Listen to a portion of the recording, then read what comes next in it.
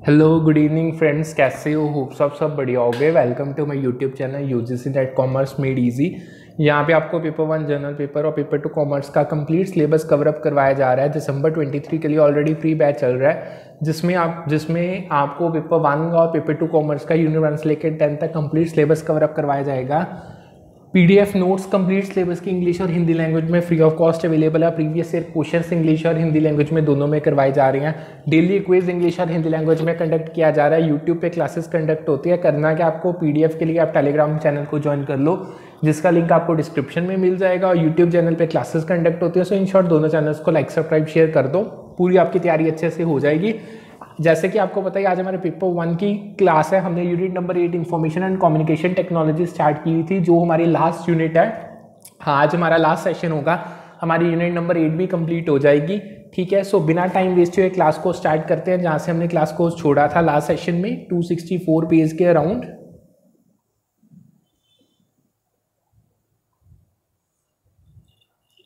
हमने करना ये हमने कर लिया था, ये भी कर लिया था, ये सब कुछ हमने किया हुआ है, ये भी कर लिया था। हाँ, यहाँ से इंस्टेंट मैसेजिंग से देखो, अब हमारा जो टॉपिक आता है वो आता है इंस्टेंट मैसेजिंग का।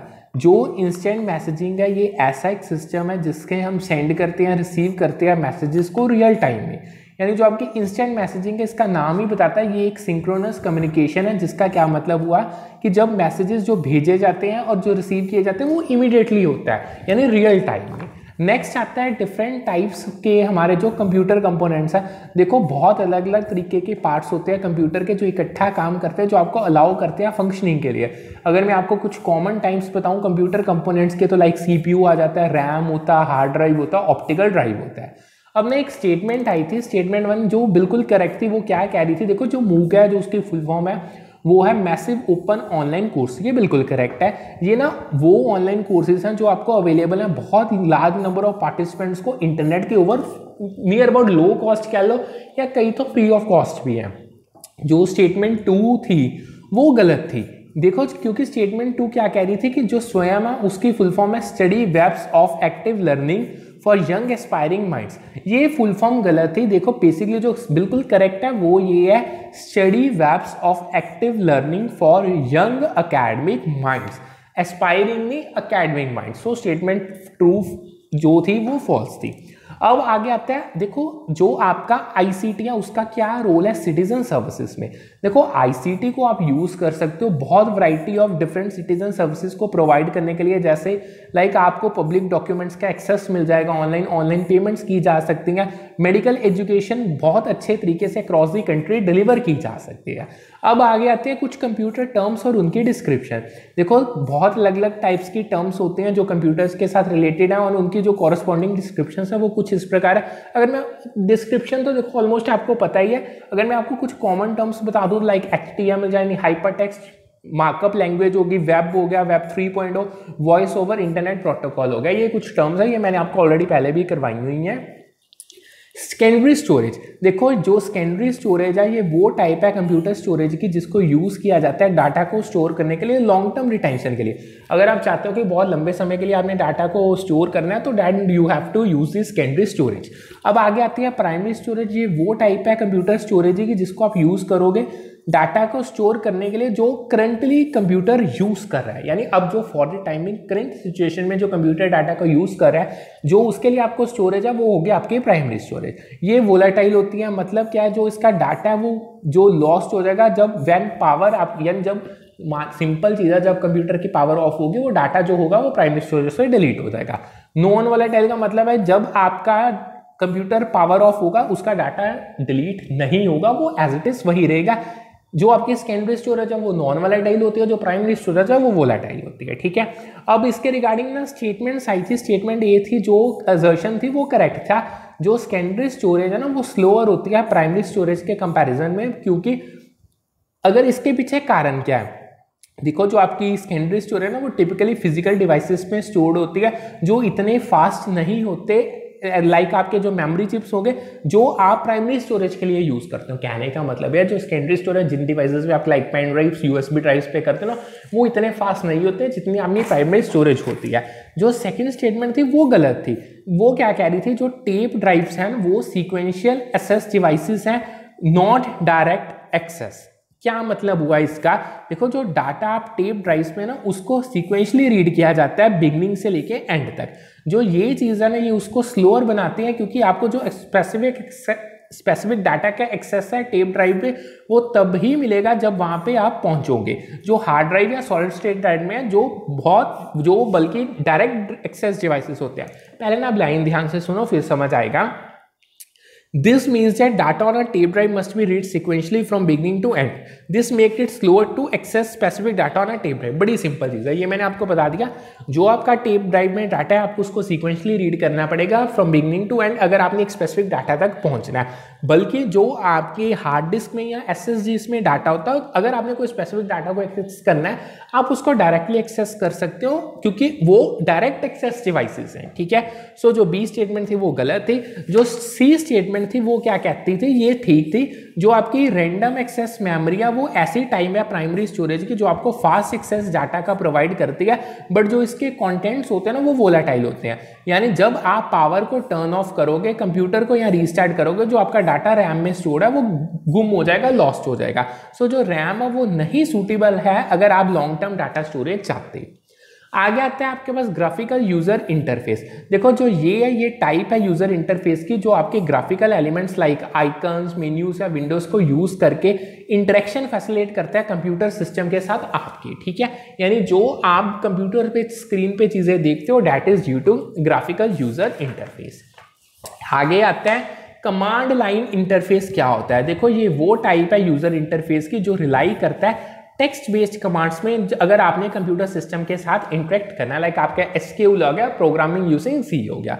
अब कुछ एडवांटेजेस हैं GUI की CLI के ऊपर, वो क्या है, देखो जो GUI होते हैं ग्राफिकल यूजर इंटरफेस है, ये एक तो ईजियर है यूज को क्योंकि नॉन एक्सपर्ट्स भी इनको यूज कर सकते हैं विजुअल एलिमेंट्स को देख के, लाइक जो ज़्यादा इंट्यूटिव या ईजियर टू अंडरस्टैंड होते हैं टेक्स्ट बेस्ड कमांड्स के कंपैरिजन में। अगर हम दूसरे हाथ CLIs की बात करें तो ये कम्प्लेक्स होते हैं और इन आपको स्पेसिफिक नॉलेज चाहिए कमांड्स की और सिंटैक्स की, फिर ही आप कंप्यूटर सिस्टम के साथ इंटरेक्ट कर सकते हो।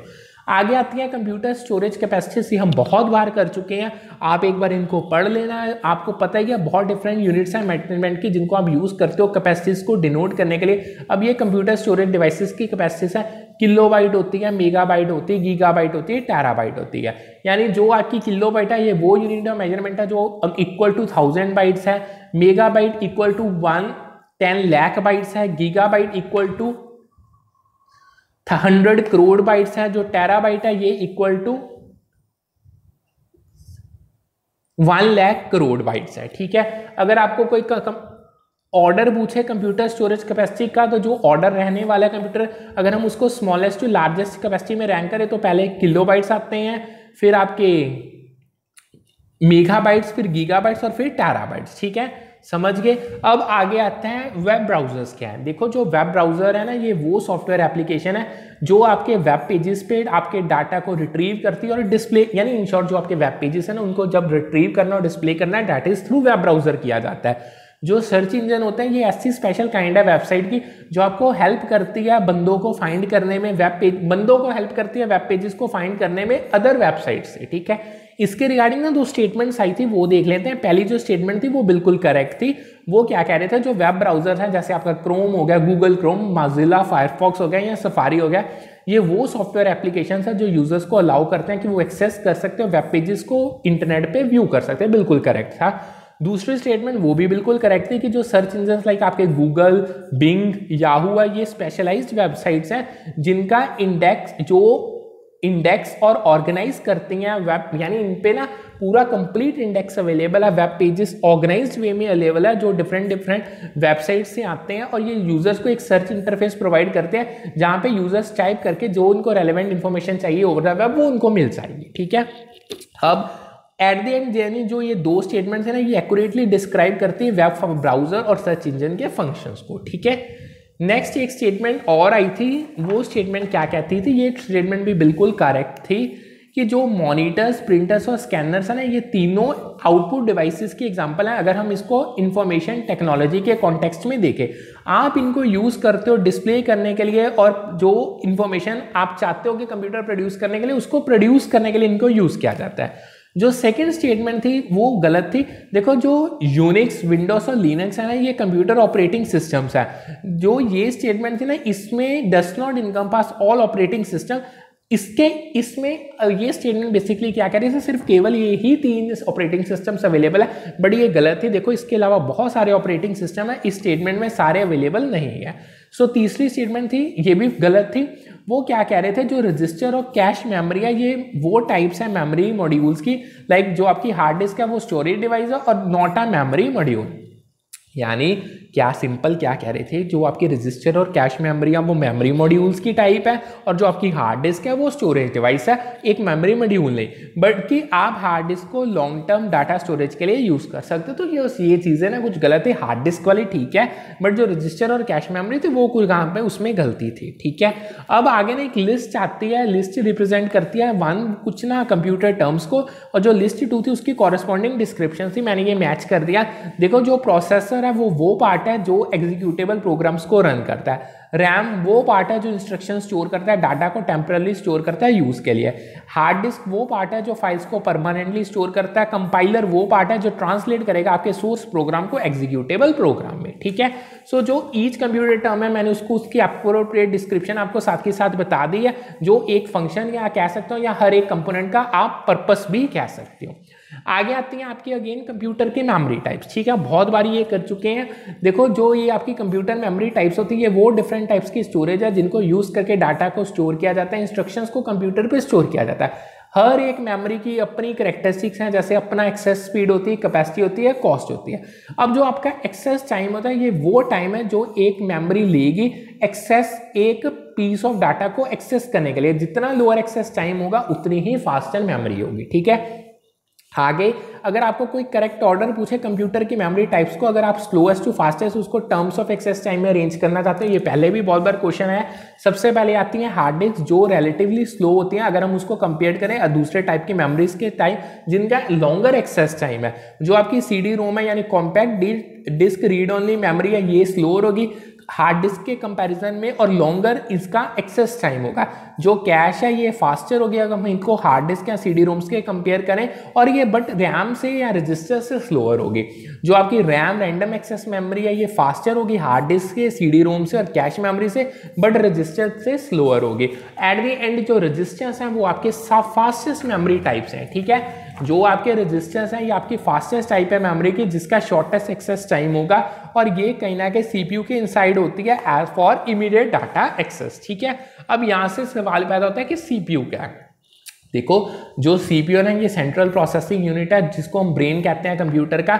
ये रिस्पॉन्सिबल है हर वो इंस्ट्रक्शंस को एग्जीक्यूट करने के लिए जो आप फीड करते हो कंप्यूटर में, और आपके जो डाटा है उसको प्रोसेस करने के लिए। आगे आते हैं ओपन सोर्स सॉफ्टवेयर। ये वो सॉफ्टवेयर है जिनका जो सोर्स कोड है वो फ्रीली अवेलेबल है पब्लिक को, और यूजर्स इसे मॉडिफाई कर सकते हैं, डिस्ट्रीब्यूट कर सकते हैं, और without any restriction freely use कर सकते हैं। अब कुछ 2 स्टेटमेंट्स इसके रिगार्डिंग दी गई थी, वो देख लेते हैं। पहली जो स्टेटमेंट ये थी कि जो CPU है वो एग्जीक्यूट करता है सॉफ्टवेयर को डायरेक्टली सेकेंडरी मेमोरी से। जो ये स्टेटमेंट थी ना ये गलत थी। देखो जो CPU ना वो एग्जीक्यूट करता है सॉफ्टवेयर को, बट वो प्राइमरी मेमोरी से होते हैं rather than directly from secondary memory. Second उन्होंने कहा था कि जो सॉफ्टवेयर जिसे आप ओपन सोर्स सॉफ्टवेयर कहते हो वो उसको आप इंटरनेट से डाउनलोड कर सकते हो, ये भी स्टेटमेंट गलत थी। देखो ओपन सोर्स सॉफ्टवेयर का मतलब सिंपल ये है, ये वो सॉफ्टवेयर है जिनका सोर्स कोड फ्रीली अवेलेबल है पब्लिक को, और यूजर्स इसे मॉडिफाई कर सकते हैं, डिस्ट्रीब्यूट कर सकते हैं, और विदाउट एनी रिस्ट्रिक्शंस यूज कर सकते हैं। अब अगर आप कहो कि अकेला हम इनको फ्रीली इंटरनेट से डाउनलोड कर सकते हैं, ये अकेला डिफाइनिंग क्राइटेरिया नहीं है ओपन सोर्स सॉफ्टवेयर का। ठीक है, सो इसको आपको समझना पड़ेगा। नेक्स्ट आता है विकी। देखो जो विकी है ना, ये एक कोलैबोरेटिव वेबसाइट है जो यूजर्स को अलाउ करती है कि वो क्रिएट कर सकते हैं और वेब पेजेस को एडिट कर सकते हैं। जो हिस्ट्री लिस्ट है ये वो लिस्ट है जितने भी आपने चेंजेस अभी तक विकी पेज में किए हैं ये उसको बताती है। अब कुछ स्टेटमेंट्स जो विकी के बारे में बिल्कुल ट्रू है, जो विकी पेजेस होते हैं आप उनको लॉक कर सकते हैं, यानी उनको अब आप नहीं मतलब मॉडरेटर्स उनको लॉक कर सकते हैं वेंडलिज्म को प्रिवेंट करने के लिए, ये बिल्कुल करेक्ट था। देखो जो विकी मॉडरेटर्स और एडमिनिस्ट्रेटर हैं वो पेजेस को लॉक कर सकते सकते हैं ताकि प्रिवेंट किया जा सके अनऑथराइज एडिटिंग और वेंडलिज्म को। हर वो चेंज जो विक्की के पेज पे किया जाता है लॉग्ड, और उसको किया आप हिस्ट्री लिस्ट में उसको देख सकते हो। ये बिल्कुल ठीक था।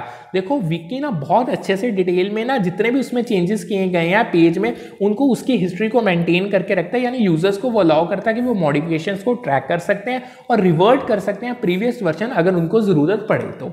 जो विक्की है उसको डिजाइन किया गया ताकि जो पीपल अलाउ हो जाए कि वो इजीली कोलैबोरेट कर सके। ये भी स्टेटमेंट बिल्कुल करेक्ट थी, यानी विक्की ना कोलैबोरेटिव प्लेटफॉर्म्स हैं, यानी ये बिल्कुल कोलैबोरेटिव वे में प्लेटफॉर्म्स बने हैं जो मल्टीपल यूजर्स को इनेबल करते हैं कि वो कंट्रीब्यूट करें, एडिट करें और कंटेंट को कलेक्टिवली अच्छे से ऑर्गेनाइज कर सके। नेक्स्ट आता है स्वयं। जो स्वयं था ये basically digital higher initiatives in higher education, इसको हम डिटेल में और भी करेंगे।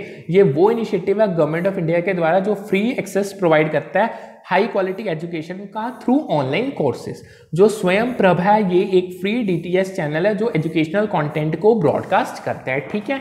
अब जो डिजी लॉकर है ये बीइंग डिजी लॉकर सर्विस जो यूजर्स को अलाउ करती है कि वो स्टोर कर सकते हैं और पर्सनल डॉक्यूमेंट्स को एक्सेस कर सकते हैं किसी भी डिवाइस से थ्रू जस्ट इंटरनेट। जो NAD है ये नेशनल एकेडमिक डिपॉजिटरी है जो आपके एकेडमिक अवार्ड्स हैं उनको स्टोर करती है, जैसे आपकी डिग्रीज होगी, मार्कशीट्स होगी वगैरह वगैरह। उन्होंने एक पेपर में क्वेश्चन डाला था कि करेक्ट ऑर्डर क्या है डिजिटल इनिशिएटिव जो हायर एजुकेशन में लिए गए हैं और उनके जो रिस्पेक्टिव पर्पसेस है। देखो सबसे पहले स्वयं आया था, यानी जो मूक था हाई क्वालिटी एजुकेशनल को प्रोवाइड करने के लिए एनीवेयर एनी टाइम।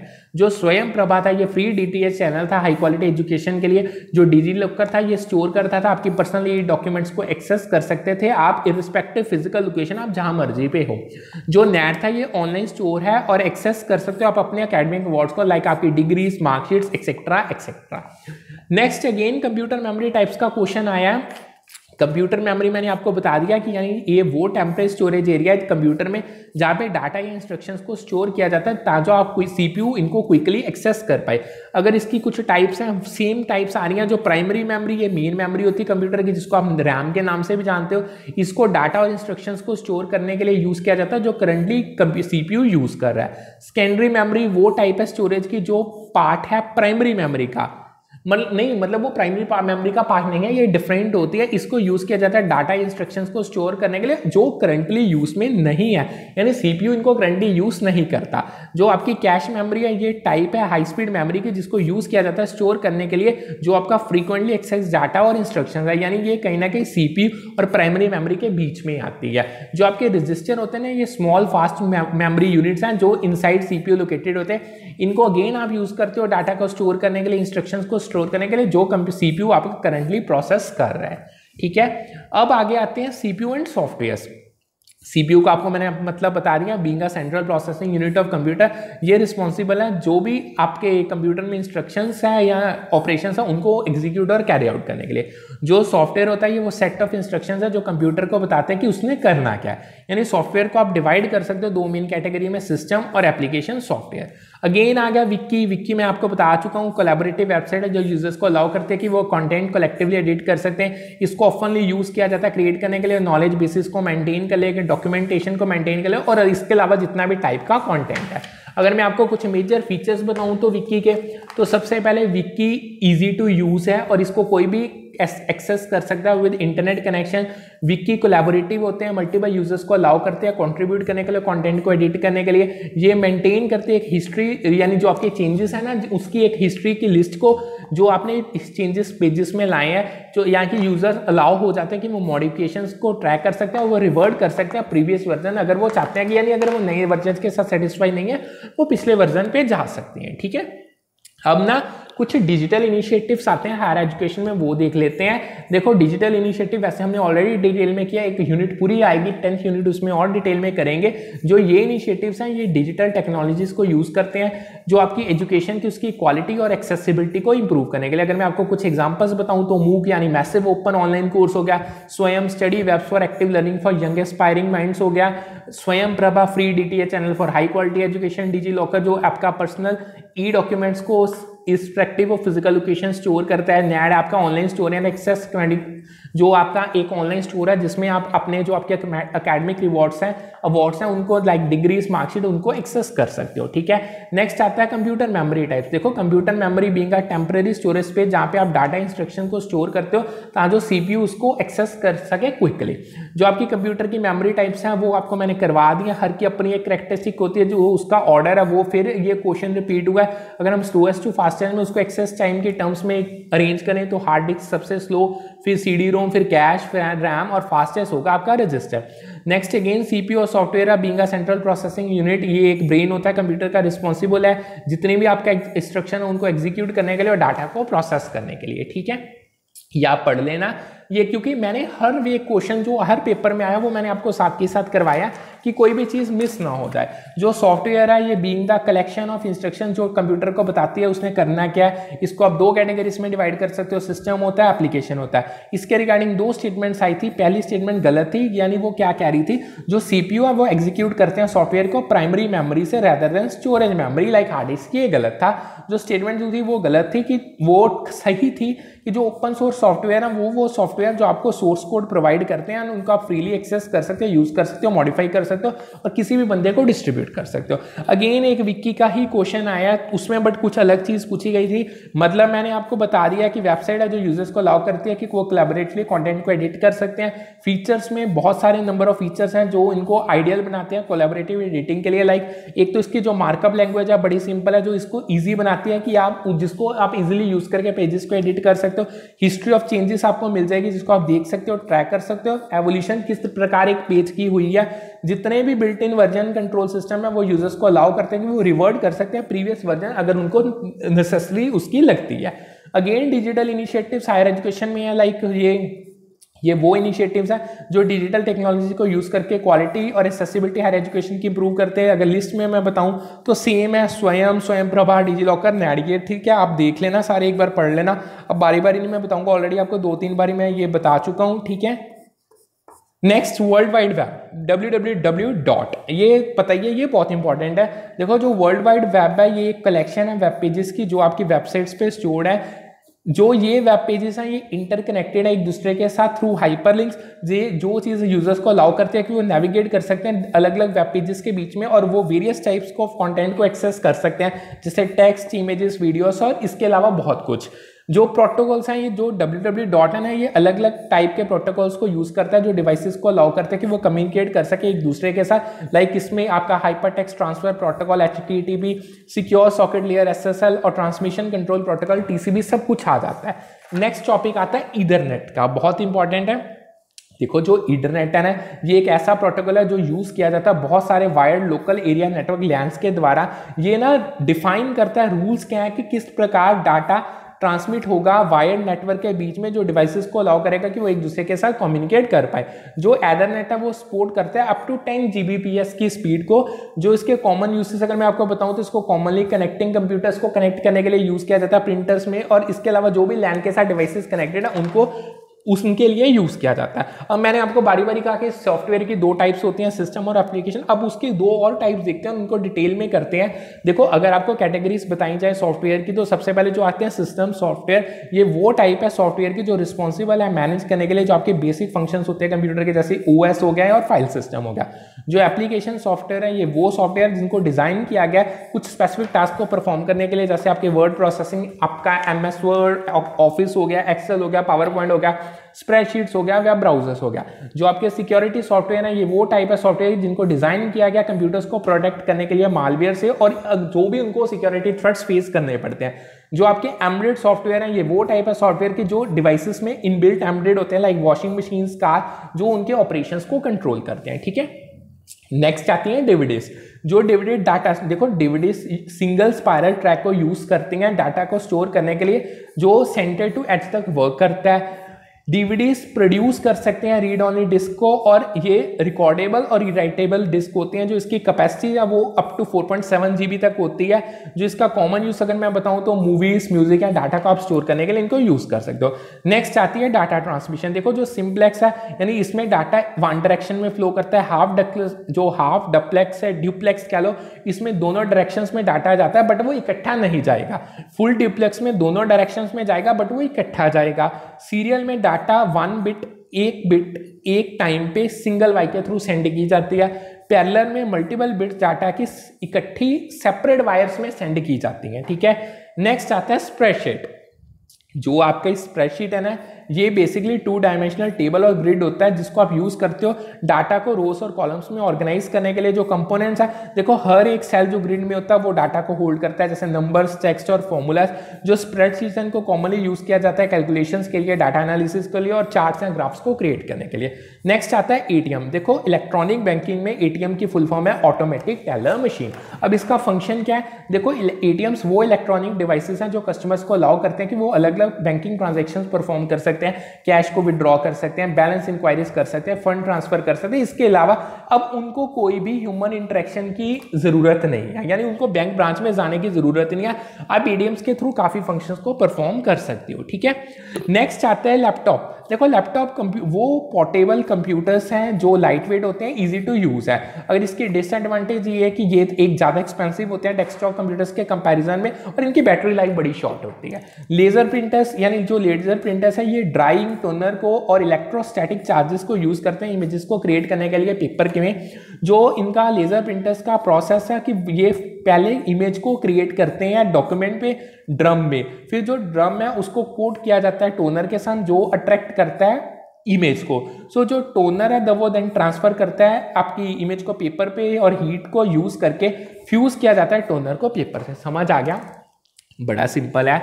सबसे पहले जो लेजर प्रिंटर्स हैं वो एक इमेज क्रिएट करेंगे जो डॉक्यूमेंट किया ड्रम पे, फिर वो जो ड्रम है उसको कोट कर दिया जाएगा टोनर के साथ जो अट्रैक्ट होगा टुवर्ड्स इमेज, फिर जो टोनर है उसको ट्रांसफर किया जाएगा पेपर में और हीट को यूज किया जाएगा उसको फ्यूज करने के लिए, ठीक है।